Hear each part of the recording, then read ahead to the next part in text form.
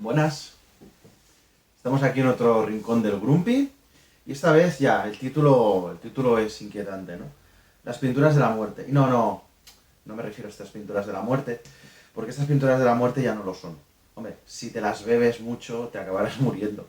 Pero la idea es hablar un poquito de qué nos ha llevado en la historia de pinturas con componentes tóxicos que crearon ciertas leyendas, y no tan leyendas, sino cosas muy palpables, de tanto enfermedades como incluso llegar a la muerte por el uso de las mismas, tanto por los artistas que las utilizaron, como por los que después tuvieron esas obras de arte en sus casas, en sus lugares de trabajo o incluso en sus hogares, viviendo sin necesidad de tener un cuadro o cualquier otro tipo de representación artística. Y aparte me gustaría tocar un poquito la temática de por qué los colores van también muy ligados a la muerte y en qué aspectos y en qué lugares o regiones del mundo tienen ciertos colores que para nosotros no transmiten la sensación de un color vinculado a la muerte y para otras culturas pues sí, es muy importante y distan muchísimo de la nuestra. Pues nada, bienvenidos al Rincón del Grumpy y nos vemos ahora.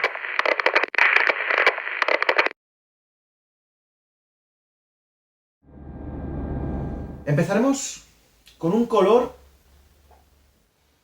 que es prácticamente necesario y es el color blanco. El color blanco, a lo largo del tiempo, tuvo un componente muy peligroso que en ese momento no se conocía.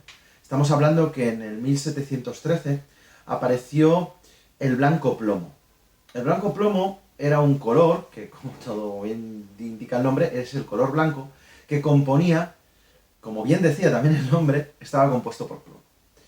Bueno, no sé si sabéis que el plomo es un metal muy pesado que el cuerpo humano es incapaz de eliminar. Entonces se va acumulando en los órganos, se va acumulando en las células y además se acumula en los huesos. Eso producía una enfermedad o un estado que se llamaba el cólico de los pintores, o también denominado el cólico saturnino. El cólico saturnino consistía en dolores de cabeza, náuseas, mareos, todo esto a niveles muy bajos. Cuando seguías teniendo esta exposición al plomo, acababas teniendo pues alucinaciones, agresividad, incluso parálisis, llegando evidentemente a la muerte, tras muchas veces con algunas posibilidades de tener sordera. ¿Eso qué es lo que ocurre? Que encaja muchísimo con ciertas biografías de ciertos pintores. Aquella historia del pintor bucólico, del pintor nostálgico, gruñón incluso, y que tenía pues la piel muy pálida, venía bastante vinculada a este tipo de utilización, tanto del blanco plomo como del minio. El minio era una especie de rojo también compuesto con esta sustancia del plomo, y además el amarillo de Nápoles. Es curioso, luego lo iremos viendo, que muchos colores cogen nombres de ciudades e incluso de países, y es curioso, porque al final parece que la muerte tiene nombres propios. ¿Qué es lo qué autores pudieron tener estas enfermedades? Mira, pues desde Vincent Van Gogh, con sus ya más que conocida biografía de momentos de locura, hasta pasando por Caravaggio, Francisco de Goya y alguien más actual que es Sorolla, ¿vale?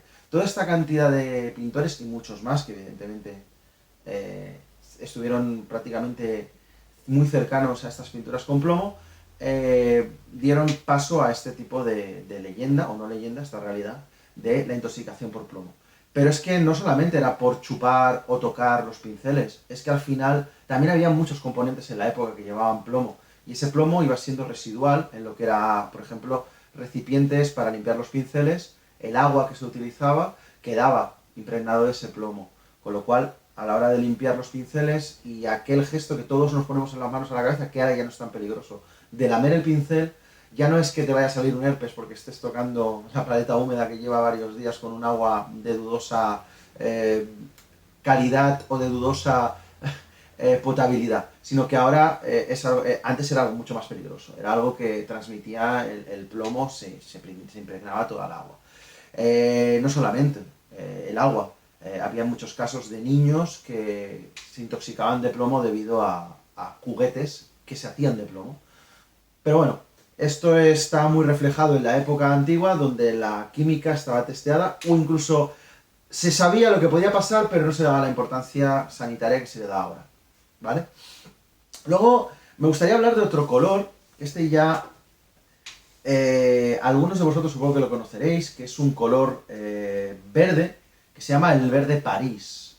El verde París era un color verdoso, de un tono parecido al verde jade, aproximadamente, ¿eh? Y fue un verde que se utilizó, como su nombre indica, muchísimo en París. De hecho, se cree que la muerte de Napoleón pudo derivarse de este color, y ahora entenderéis el motivo por el cual os digo esto, ya que el verde París está compuesto por una sustancia insecticida, una de las primeras que se descubrió y que se utilizó, pero que tenía una potente pigmentación de color verdoso, con lo cual se utilizó muchísimo en la pintura.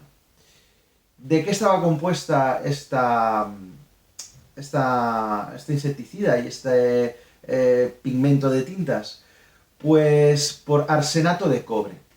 El arsenato de cobre ya te tira un poco para atrás, porque claro, el cobre ya no es muy bueno de por sí, pero el arsenato proviene del arsénico. Todos conocemos que es uno de los venenos más conocidos, sería el arsénico. El arsénico, con este material se hacían muchísimas cosas. Con este material se hacían desde papel pintado, pasando por juguetes, cuadros, ropa, forros de los muebles, lo que serían los sofás, y lo que os comentaba, de que la posible muerte del señor emperador, de Napoleón, pudiera haber sido generado por este verde París, es porque él, a los últimos años de su vida, se hizo tapizar toda la residencia donde vivió con papel pintado del color verde París. Diréis, bueno, el verde París es un color, si no lo lames, no, nada más lejos de eso. La humedad hacía que sistemáticamente, mediante el vapor de la humedad, fuera saliendo de las paredes, saliendo de los cuadros y accediendo pues a las fosas nasales, a los pulmones y al final en el interior del ser humano, que es el que realmente salía mal parado de ese arsénico volátil que estaba por todos los lugares. ¿Qué quiere decir esto? Que hay muchos todavía juguetes antiguos que tienen este color, hay muchísimos muebles antiguos que tienen este color y hay muchísimas mansiones antiguas y abandonadas que tienen este color. Se retiraron en su momento, se quitaron y bueno, al final se hicieron normativas para que evidentemente no se usara este tipo de material para hacer pigmentos, para hacer colores.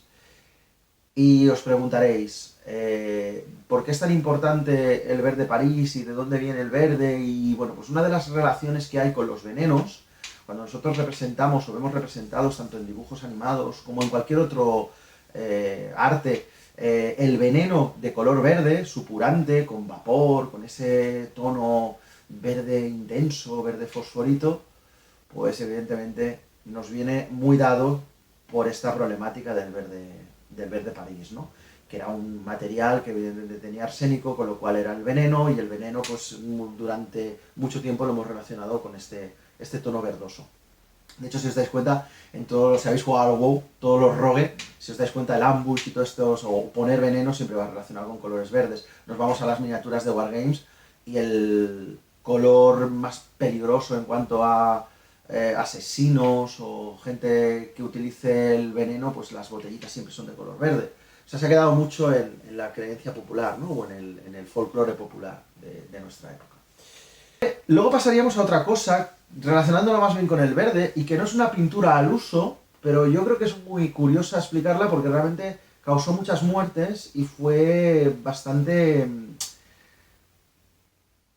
peculiar. Y es un componente que se descubrió, bueno, se descubrió antes, lo descubrió la señora Madame Curie, pero se utilizó en una época muy concreta, que fue la Primera Guerra Mundial, para hacer algo que ahora lo vemos muy normal, que evidentemente no está hecho con el mismo componente, pero que en su momento se usó para hacer los relojes fluorescentes, lo que era la esfera. Y eran los numeritos que marcaban las horas para que cuando no hubiera luz, pues nosotros pudiéramos mirarlo y efectivamente reflectara ante la oscuridad. Diréis, bueno, esto hasta cierto punto, ¿qué es lo que podía pasar? Si venía en el reloj con un cristal que lo protegía. Claro, sí, sí, para los consumidores del reloj ningún problema, pero para las más de 4.000 trabajadoras, porque en ese entonces la mano de obra era femenina de las fábricas para realizar y pintar esos números con un producto que era una pintura que la llamaban un dark, no un dart, un dark, que era una pintura compuesta por sales de radio.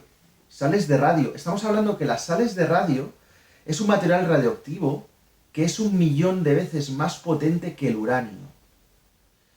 Esas mujeres no tenían ningún tipo de protección. De hecho, se les llamó las chicas del radio y murieron con tumores pues, bastante exagerados, porque además, al no ser conocedores, la empresa sí que lo conocía, de eso ya hablaré más adelante, la empresa lo conocía, pero ellas no sabían la peligrosidad del material que estaban utilizando. Y como eran números muy finos, había una constante utilización de los labios a la hora de hacer punta al pincel para poder hacer bien los números y que no se salieran de la raya. Encontraron de que cuando hacían eso, apagaba la luz y tanto los dientes como la lengua, como ciertas partes del cuerpo se les iluminaba por la noche y les hizo mucha gracia. Claro, nadie les había informado de que esa gracia era mortal en poco tiempo. De hecho, salían de fiesta pintándose las uñas, porque era todo muy guay y muy cool. Vamos, básicamente como cuando en el WoW te sale la espada esa radioactiva que mola mucho, pues, bueno, radioactiva no, fluorescente. Pues allá no era fluorescente, sino también era radioactivo. Con lo cual fue una de las luchas sindicales, por cierto, escoro un poquito, de la época para demostrar de que se tenían que poner medidas en las fábricas a la hora de no volver a tener tantas enfermedades en los trabajadores y poner pues, unos EPIs, unas protecciones para que esto no ocurriera. Esto es más anecdótico porque no se llegó a usar en la pintura de cuadros y tal, pero yo creo que es algo también a tener muy en cuenta en cuanto al tema de la pintura, sus enfermedades y las posibles afectaciones mortales que pueden tener. Y para acabar un poquito con pinturas, bien dicho como pinturas, luego me gustaría hablar un poquito de los colores que simbolizan en la muerte. Me gustaría hablaros también del color marrón momia. El color marrón momia. Pues esto es muy curioso, porque en los cuadros de los museos conocidos, véase el Louvre, véase otros museos bastante transitados y con bastante movimiento de visitantes, muchas veces estaremos contemplando un cuadro que está pintado con restos de seres humanos. Eso suena inquietante, pero es algo muy curioso.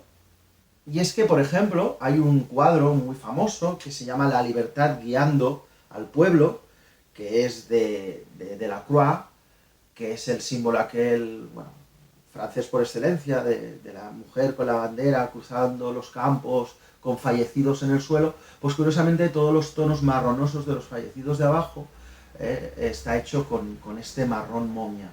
¿Por qué se llama marrón momia? No se llama marrón momia porque se asemeje al color de una momia, porque todos sabemos que la momia empieza siendo blanca, pero con el paso del tiempo pasa a ser de un tono marronoso, sino porque ese tono marronoso se consigue debido a el polvo que se sacaba de las momias reales que salían de Egipto.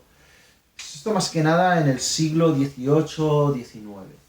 En ese siglo habían una gran exportación de momias, porque se habían descubierto las momias como tal, y una de las una de las cosas curiosas es que en las grandes fiestas de la gente pudiente, una de las atracciones que había era abrir esas momias delante de todos los invitados para ver qué tipo de, bueno, como si fuera una piñata, ¿no? Qué tipo de joyas tenían dentro entre venda y venda y, a ver si, bueno, era un juego para ellos, era algo muy divertido y muy anecdótico.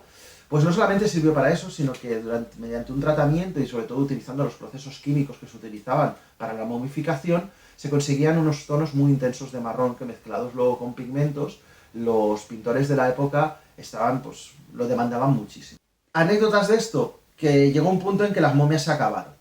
Las momias de personas, bueno, no se acabaron, sino que fueron cada vez pues menos abundantes. Pasaron a otro tipo de momias, momias de gato, momias de cocodrilos, momias de perros, momias de hasta que también costó encontrar esto. Y sí, chicos y chicas, os lo estáis imaginando, llegó un punto en el que las momias se tenían que hacer. ¿Y cómo se hacían?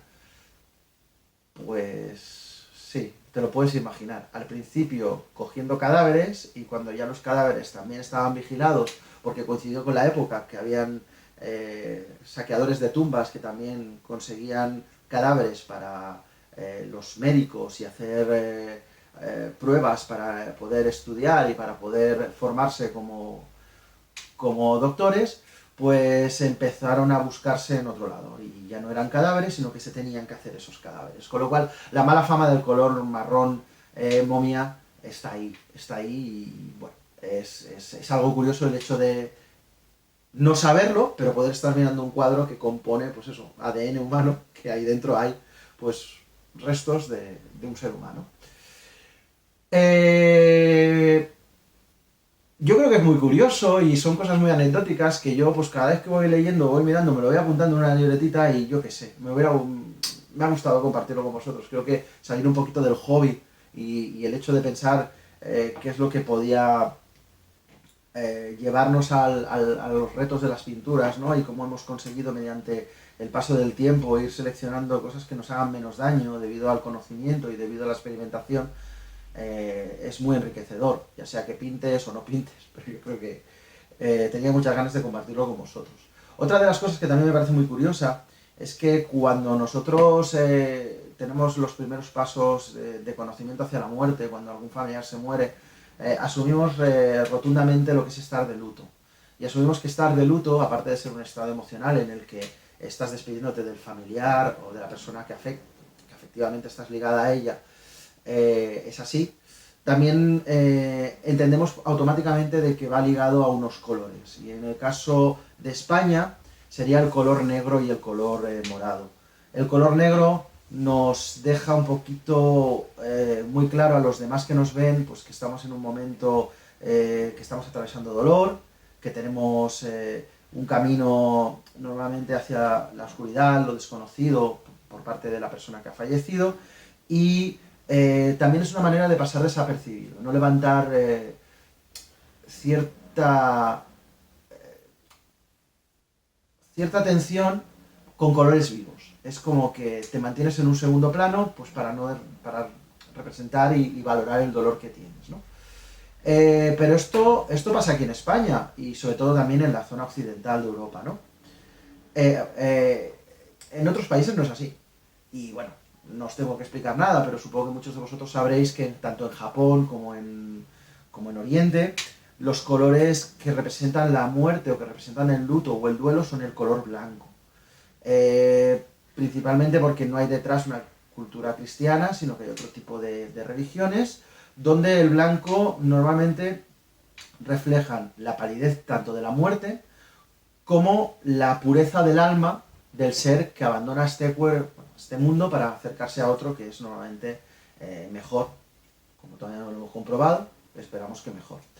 En África, por ejemplo, los colores para despedir, digo África, pero esto se puede llevar también a otros países donde la población africana es muy, muy presente, como puede ser New Orleans, puede ser Cuba, puede ser lugares donde la gente negra tiene otra manera de entender la muerte, y esa muerte normalmente son colores más vivos que reflejan la sangre, reflejan incluso en algunos casos la alegría del partir, ¿no?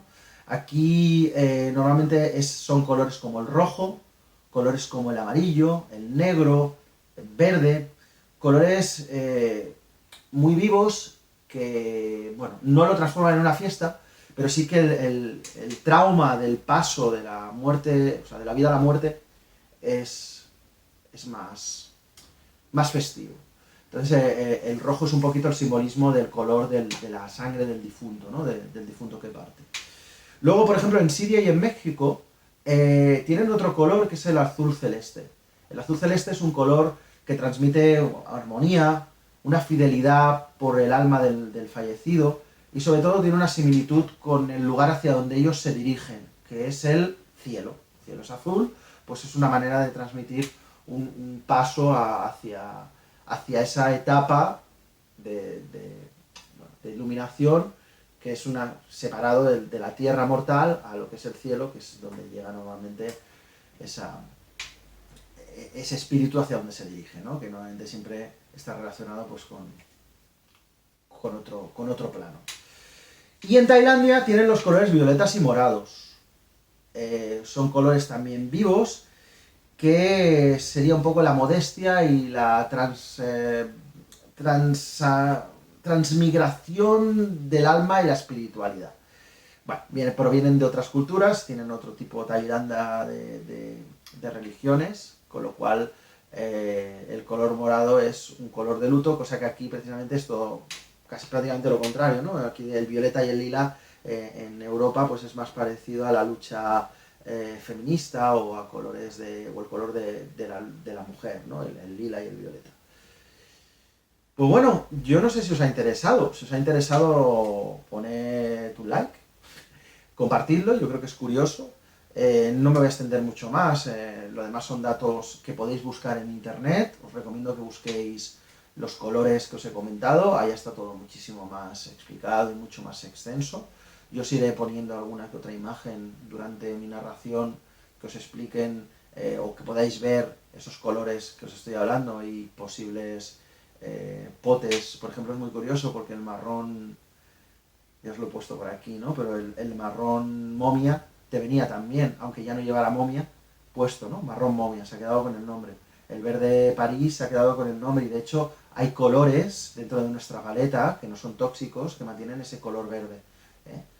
Y bueno, pues nada más, muchísimas gracias por vernos, muchísimas gracias por estar ahí, muchísimas gracias por dar el like, muchísimas gracias por suscribiros, muchísimas gracias por haceros Patreons, si no os lo habéis hecho, ¿qué esperáis?